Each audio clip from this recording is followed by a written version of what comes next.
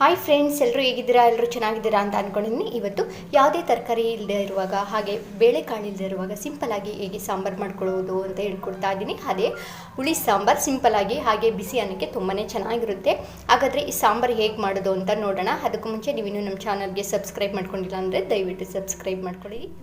Stove ಮೇಲೆ ಬಾಣಲಿ ಇಟ್ಟು 2.5 ಸ್ಪೂನಷ್ಟು ಎಣ್ಣೆ ಹಾಕ್ಕೊಳ್ತಾ ಇದ್ದೀನಿ. ಎಣ್ಣೆ ಸ್ವಲ್ಪ ಬಿಸಿ ಆಗಲಿ.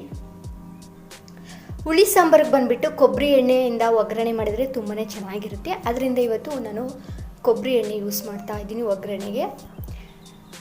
ಎಣ್ಣೆ ಚೆನ್ನಾಗಿ ಕಾದಿದೆ. 1/4 ಟೀ ಸ್ಪೂನಷ್ಟು ಸಾಸಿವೆ ಹಾಕ್ಕೊಳ್ಳಿ. 5 ಎಸ್ಳು ಬೆಳ್ಳುಳ್ಳಿ ಹಾಕ್ಕೊಳ್ಳಿ. ಜೊತೆಗೆ 3 ಹಸಿಮೆಣಸಿನ್ಕಾಯಿ ಹಾಕ್ಕೊಳ್ಳಿ. ಚೆನ್ನಾಗಿ ಫ್ರೈ ಮಾಡ್ಕೊಳ್ಳೋಣ. 3 ಈರುಳ್ಳಿನ ಚಿಕ್ಕ ಚಿಕ್ಕದಾಗಿ ಕಟ್ ಮಾಡಿ ಹಾಕ್ಕೊಳ್ಳಿ. ಈರುಳ್ಳಿನ ಚೆನ್ನಾಗಿ ಫ್ರೈ ಮಾಡ್ಕೊಳ್ಳೋಣ. ಈರುಳ್ಳಿ ಎಲ್ಲ ಚೆನ್ನಾಗಿ ಫ್ರೈ ಆಗಿದೆ. 2 ಟೊಮೊಟೊ ಹಾಕ್ಕೊಳ್ಳಿ. ಕೊತ್ತಂಬರಿ ಸೊಪ್ಪನ್ನ ಚಿಕ್ಕ ಚಿಕ್ಕದಾಗಿ ಕಟ್ ಮಾಡಿ ಹಾಕ್ಕೊಳ್ಳಿ. ರುಚಿಗೆ ತಕ್ಕಷ್ಟು ಉಪ್ಪು ಹಾಕ್ಕೊಳ್ತಾ ಇದ್ದೀನಿ. ಒಂದ್ಸರಿ ಚೆನ್ನಾಗಿ ಮಿಕ್ಸ್ ಮಾಡ್ಕೊಳ್ಳೋಣ.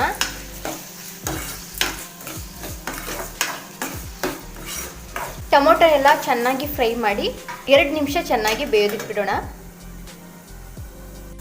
ಟೊಮೊಟೊ ಎಲ್ಲ ಚೆನ್ನಾಗಿ ಬೆಂದ್ಕೊಂಡಿದೆ. ಇವಾಗ 1 ಟೀ ಸ್ಪೂನಷ್ಟು ಅಚ್ಚಕಾರದ ಪುಡಿ ಹಾಕ್ಕೊಳ್ಳಿ. 1 ಟೀ ಸ್ಪೂನಷ್ಟು ಧನಿಯಾ ಪುಡಿ ಹಾಕ್ಕೊಳ್ಳಿ. ಮಾಡ್ಕೋಬೇಕು. ಇವಾಗ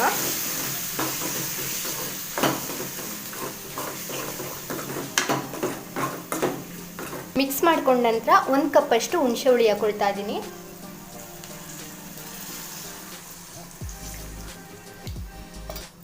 ಒಂದ್ಸರಿ ಚೆನ್ನಾಗಿ ಮಿಕ್ಸ್ ಮಾಡ್ಕೊಳ್ಳೋಣ.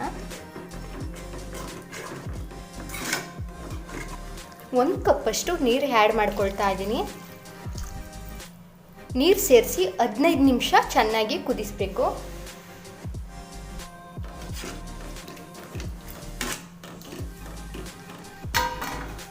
ಬಾಣಲಿ ಮೇಲೆ ತಟ್ಟೆ ಮುಚ್ಚಿ ಒಂದು 15 ನಿಮಿಷ ಚೆನ್ನಾಗಿ ಕುದಿಲಿಕ್ಕೆ ಬಿಡೋಣ.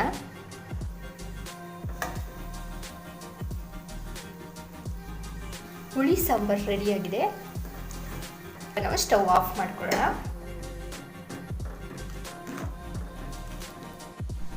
ಬಿಸಿ ಬಿಸಿ ಅನ್ನಕ್ಕೆ ಹುಳಿ ಸಾಂಬಾರು ರೆಡಿಯಾಗಿದೆ. ನೋಡಿದ್ರಲ್ಲ ಇಷ್ಟೊಂದು ಚೆನ್ನಾಗಿ ಹಾಗೆ ಈಸಿಯಾಗಿ ಮಾಡ್ಬೋದು ಅಂತ. ನೀವು ಕೂಡ ನಿಮ್ಮ ಮನೇಲಿ ಮಾಡಿ ನೋಡಿ. ಇಷ್ಟ ಆಗಿದ್ರೆ ಲೈಕ್ ಮಾಡಿ, ಶೇರ್ ಮಾಡಿ, ಸಬ್ಸ್ಕ್ರೈಬ್ ಮಾಡ್ಕೊಳ್ಳಿ. ಮುಂದಿನ ವಿಡಿಯೋದಲ್ಲಿ ಹೊಸ ರೆಸಿಪಿಯೊಂದಿಗೆ ಬರ್ತೀನಿ. ಅಲ್ಲಿವರೆಗೂ bye bye. Thank you so much.